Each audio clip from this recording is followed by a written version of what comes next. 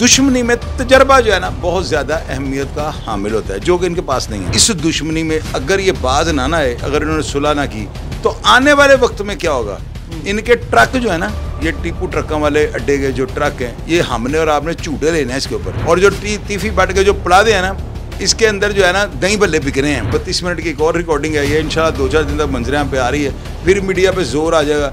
और इस रिकॉर्डिंग के बाद जो है ना तीफी बट नूरी नाज से मौला जट बन जाएगा। अगर कैसर बट इन्वॉल्व होता तो वो बच्चा फीडर पीता है, कैसर बट अमेरिका या दुबई बैठा होता।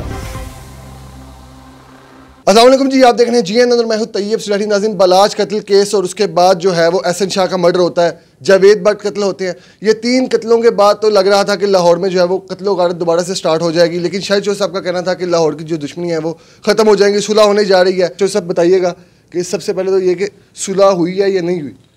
तो ये पता क्या होता है, मैं आपको एक चीज़ बताता हूँ। 302 जो होती है ना, 302 का लफ्ज़ आप कभी ना किसी ग्रीन दरख्त के ऊपर लिख के देखिए, वो सूख जाएगा।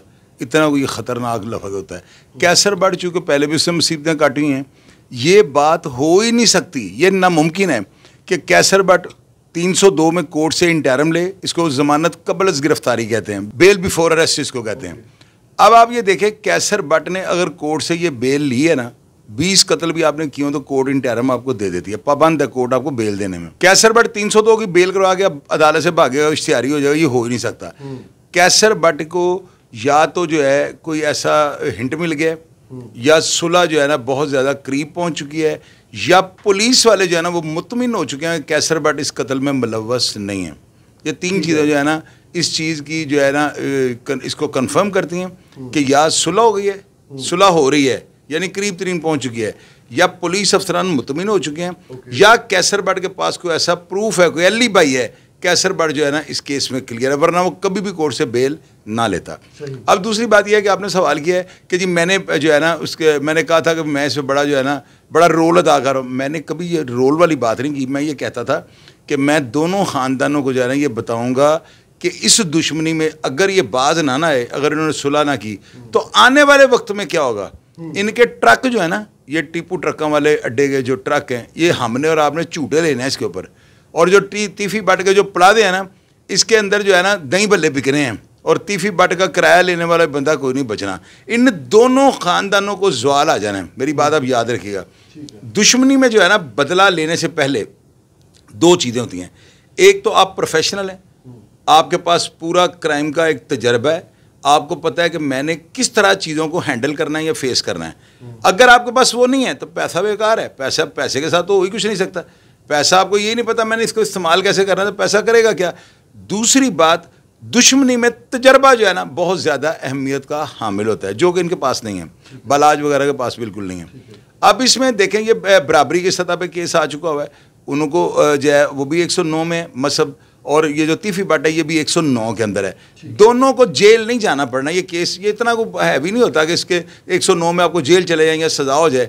दोनों के ऊपर सेम केस है। अब तीफी बट जो है ना, इसके केस के ऊपर गिरफ्त ज़्यादा है। वजह, तीफी बट का जो शूटर था ना, वो जो मारने गया बलाज को, वो मर चुका हुआ है, प्योर एविडेंस ख़त्म हो चुकी है। लेकिन मसब के जो शूटर हैं वो मौजूद हैं, प्रेजेंट है। ये केस ज़्यादा टाइट है। यानी अगर इन दोनों केसों को 109 की नोयत से देखें ना, मशवरे की नोयत से, तो मसब जो है ज़्यादा इस वक्त उसके ऊपर जो है वेट ज़्यादा है, क्योंकि शूटर जिंदा है। तीफी बट साहब जो है वो इस केस में स्ट्रॉन्ग है फिल वक्त की सिचुएशन के अकॉर्डिंग। डेफिनेटली यार स्ट्रॉन्ग है, क्योंकि देखे बात सुने, एक होती है वाक़याती शहादत और एक होती है प्रेजेंट यानी प्योर शहादत। यानी शूटर ने ये बताना था कि मुझे किसने भेजा, वो तो मर गए। अभी तो पुलिस की तफ्तीश ही बताएगी वो ये है वो है वो ये इन चीज़ों को कोर्ट नहीं मानती। तीफी का जो पैकेज है ना वो नरम है, यानी कि उसके ऊपर जो है ना उसके केस की गिरफ्त ज़्यादा है। तीफी बट के हक में केस है, जबकि मसब जो है ना इसके शूटर जिंदा है। ये चीज़ जो है ना ये बड़ी प्योर एविडेंस होती है, और इसमें अगर बेल होगी ना तो कुछ टाइम लग के होगी। तीफी बट तो मैं हैरान हूँ कि वो अभी तक क्यों नहीं पाकिस्तान है, बल्कि मुझे यकीन था कि वो 20-25 दिन तक आ रहे हैं। तो इसके साथ अभी मेरे पास 32 मिनट की एक और रिकॉर्डिंग है, ये इंशाल्लाह 2-4 दिन तक मंजर पे आ रही है, फिर मीडिया पे जोर आ जाएगा। और इस रिकॉर्डिंग के बाद जो है ना तीफी बट नूरी नाज से मौला जट बन जाएगा, आप देख लीजिएगा। अच्छा, इन्वेस्टिगेशन क्या कहती है, चूँकि आपके साथ भी तीफी बट साहब जो है राब्ते में रहे, क्या लगता है कि वो अब आके पाकिस्तान सुलह करेंगे या क्या होगा। यार सुलह देखे तैयब, मैंने आपको हिंट्स दे दिया ना, एक चीज़ का रुख बता देता है ना कि ये ऊँट किस करवट बैठेगा। हालात जो जा रहे हैं ना, जिस तरह कैसर बट ने इंटरिम ले ली कोर्ट से, उसके बाद आप ये देखेंगे हालात, हर बंदा, पहले तो मैं कहता था तो लोग नीचे ट्रोलिंग करते थे, बड़े आ गए जी मैं सुलह करवा रहा हूँ। मैं सुलह नहीं करवा सकता, मैं तो किसी मुझे तो मेरी गली में कोई नहीं जानता, मेरी क्या औकात है। मैं ग्राउंड्स बना रहा था। मैंने दोनों घरों को बताया है कि जेलों में अगर आपको जाना पड़ गया तो आपके ट्रकों पे मैंने और तैयब आपने बैठ के झूठे लेने हैं। दो बंदे बदला लेते हैं, एक वो बंदे जो बड़े तजर्बाकार हैं वो बदले लें, दुश्मनी करें, दूसरे वो बंदे, इधर मेरी बात को आपने नोट करना है, ये जो बात आपको मैं कहने लगा, जिनके पास कुछ नहीं होता, खोने के लिए कोई चीज़ नहीं, वो भी बदले ले लें। जो मिडिल लोग हैं ना, जिनके पास बड़ी प्रॉपर्टी है, बड़ी जायदाद है, तजर्बा उनके पास नहीं है, वो दुश्मनी से परे भाग जाएं। जो रिस्पॉन्सिबिलिटीज़ हैं, फैमिलीज हैं, वो लोग नहीं बदले ले सकते। नहीं, ना तजर्बाकार जो हैं, फैमिली वाले तो लेते हैं ना बदले, जो ना तजर्बाकार है, जिनको जो है ना क्रिमिनल पॉलिटिक्स नहीं आती, ये क्राइम की भी एक पॉलिटिक्स है ना, इसमें बड़े निशेबो फराद हैं, बड़े जिग जैग हैं, बड़े इसके अप एंड डाउन हैं, वो सारी चीज़ें अगर आपको बारीक बिनी से उनका जायदा नहीं ले सकते और आप उसके ऊपर अज खुद से कोई राय नहीं दे सकते, तो इन कामों से 100 किलोमीटर पीछे चले जाएं, ये आपके लिए बेहतर रास्ता है। अब क्या कैसर बट साहब रूटीन में वापस आ जाएंगे कोर्ट में, जैसे आपने कहा इंटरिम बेल ली, पेश हुए ना? देखें, कैसर बट ने कहा था कि मैं भागूंगा नहीं, मैं खुद को सरेंडर करूंगा। अभी जावेद भट्ट का 40वां भी नहीं और वो पेश हो गया, इसको अब ये तो कह नहीं सकते वो फरार हुआ है। फरारी तो होती है बंदा 5-6 महीने भागे, तो वो उसके 40वां भी नहीं और कैसर भट्ट ने खुद को ये जो बेल लेते हैं ना, ये बेल जो है इंटरिम आप लेते हैं, ये कोर्ट में सरेंडर करते हैं आप एक हिसाब का, तो उसे सरेंडर कर दिया।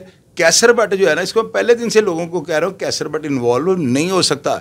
अगर कैसर भट्ट इन्वॉल्व होता तो वो बच्चा फीडर पीता है, कैसर भट्ट अमेरिका या दुबई बैठा होता, उसको क्या जरूरत पड़ी यहाँ पर रहकर और मरवाता। ये चीज़ जो है ना, पहले दिन से मैं ये कह रहा हूँ, मेरे प्रोग्राम्स खोल के देख लें, मुझे पता था कैसर भट्ट इसमें इन्वॉल्व नहीं है।